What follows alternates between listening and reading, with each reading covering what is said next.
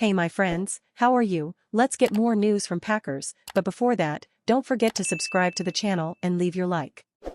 Green Bay Packers among top suitors for superstar receiver. Trade rumors involving Deandre Hopkins continue to circulate, and the Packers have been tipped as a potential suitor for the Arizona Cardinals wide receiver. Hopkins was absent from the Cardinals' organized staff volunteer activities, which sparked another wave of trade rumors. Hopkins is a three-time first-team All-Pro selection and has 6,000 yards to his name. However, he's coming off a tough few years that were marred by injuries and a PED suspension. He played in just 9 games last season with the Cardinals, recording for 717 yards on 64 receptions with 3 touchdowns. Hopkins is 30 years old, but should still have a few productive years left in his tank.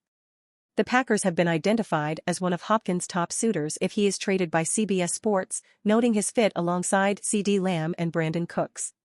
Hopkins hasn't been to Cardinals practice, but he's been making the media rounds.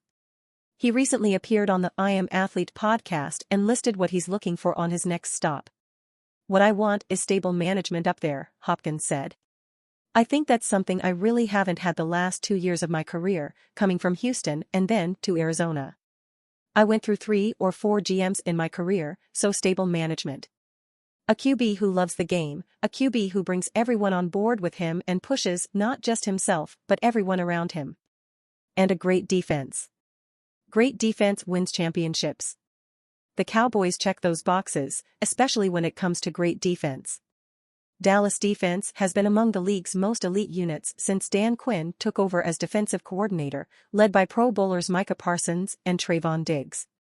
You have to surround the quarterback," he told the Around the NFL podcast ahead of the Super Bowl.